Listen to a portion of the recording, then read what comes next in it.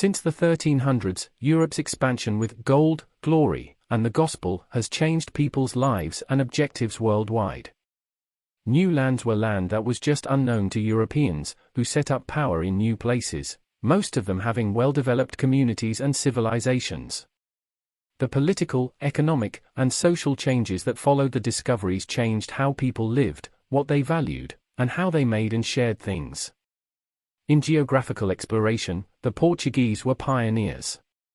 After finally expelling Muslims from the Algarve in 1249, and getting through the dynastic change crisis by beating the powerful Kingdom of Castile in the Battle of Aljubarrota, in 1385, King John I of Portugal began to expand the empire by taking Ceuta, a small Muslim trading port in Morocco, in 1415.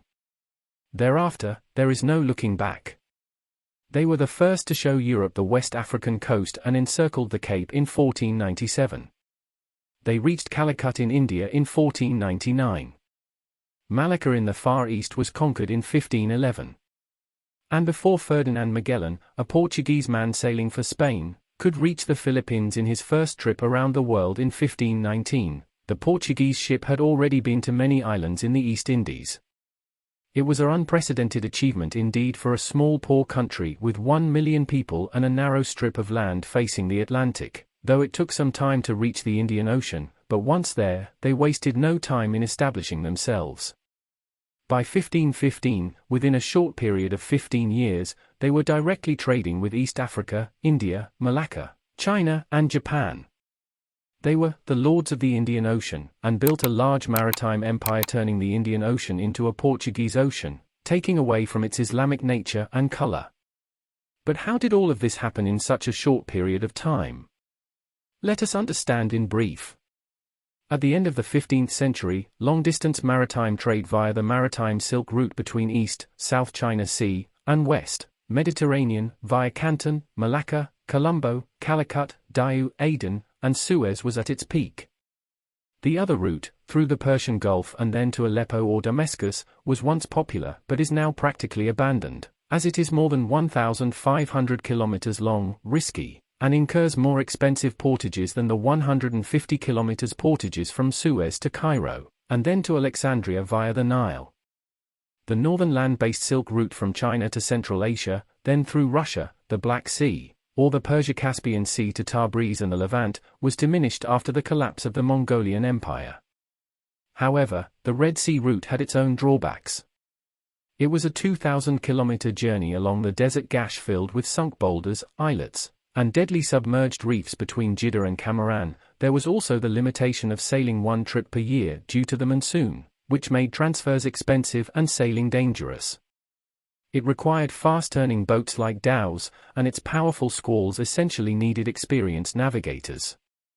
Also, a lengthy transshipment on Red Sea ships was required at Aden or Mocha, as big Indian Ocean ships could not sail safely.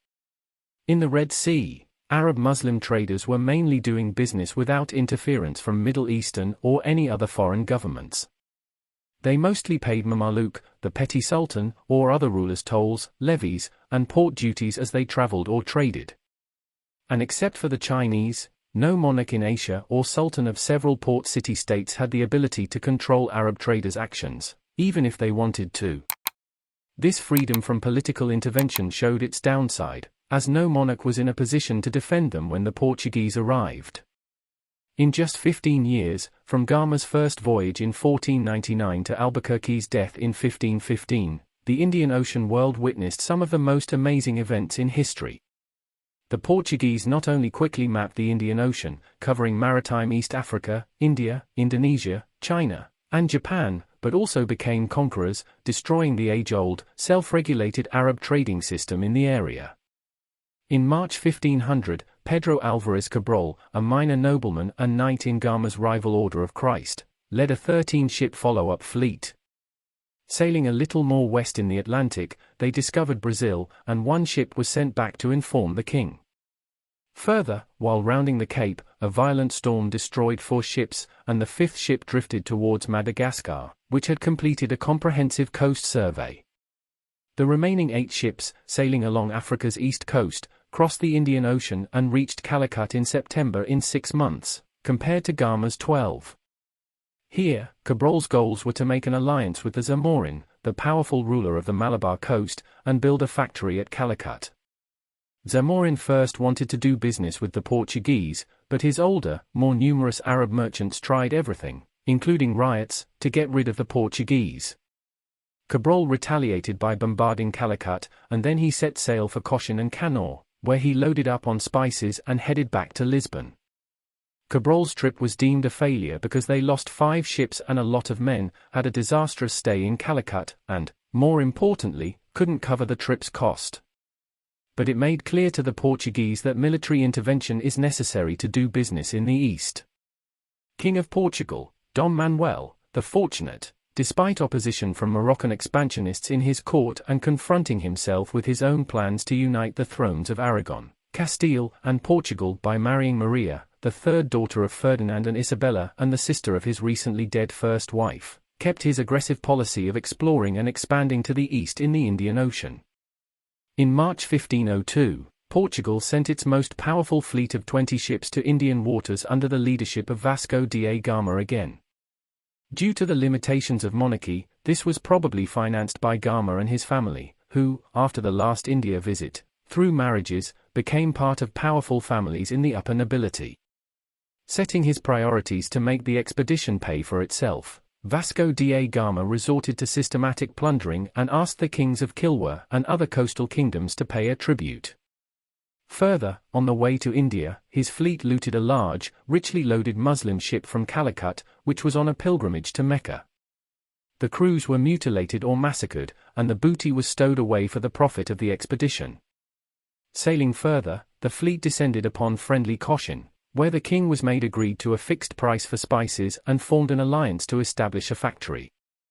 Determined to get revenge for the deaths of Portuguese in Calicut during Cabral's visit, and to take control of the Malabar pepo trade for his country, Gama's fleet moved towards Calicut for a major showdown.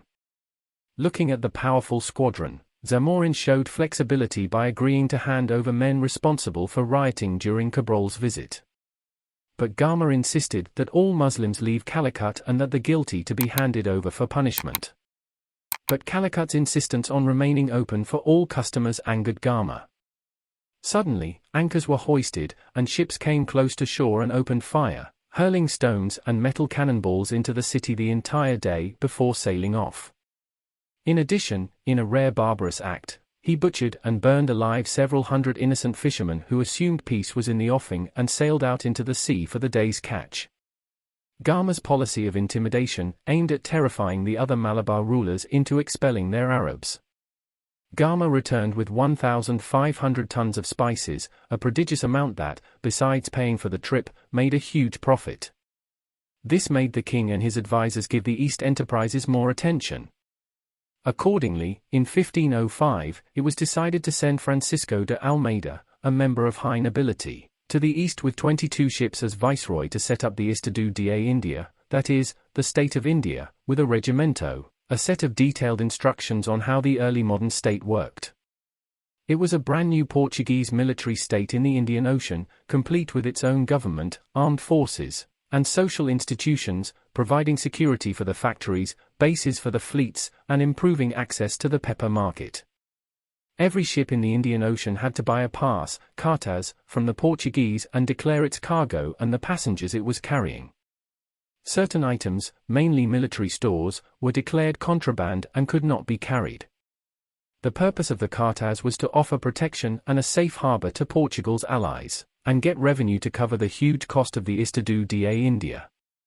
It was a large, complex, risky, and daring venture for a small nation. In the spring of 1506, another fleet set sail under the command of Tristão de Cunha, with Afonso de Albuquerque as his second-in-command. Cunha, after pillaging the poor towns on the northwest coasts of Africa, took control of the main port of Soco on the island of Socotra after a hard fight, with the aim of controlling Red Sea trade. He continued on to India in 5 ships to load spices.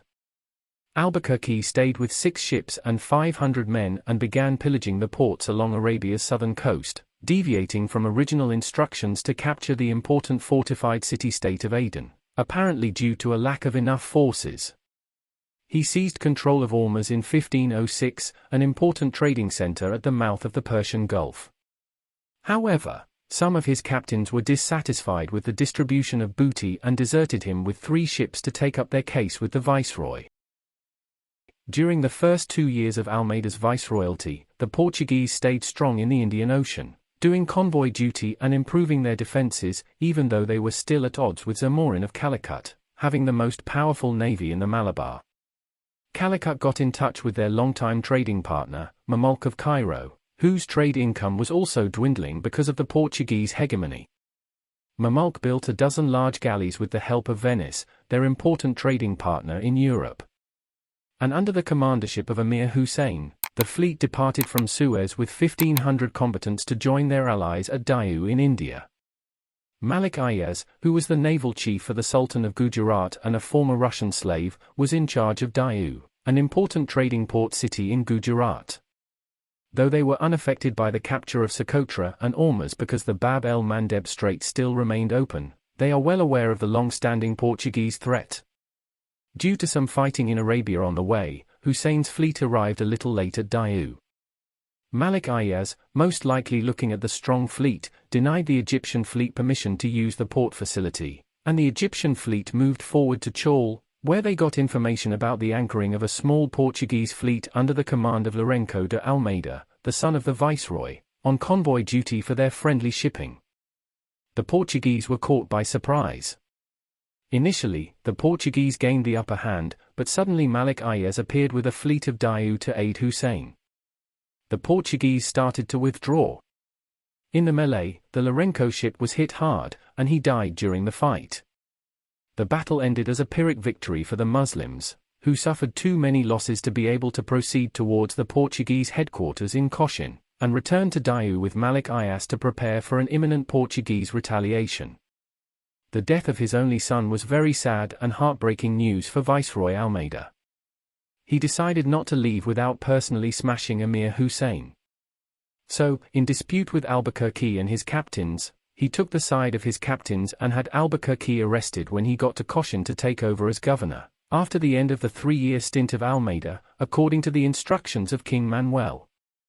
In 1509, Almeida gathered 19 ships and 1,200 men and set out for Diu, where Emir Hussein and his fleet were the guests of Malik Ayaz.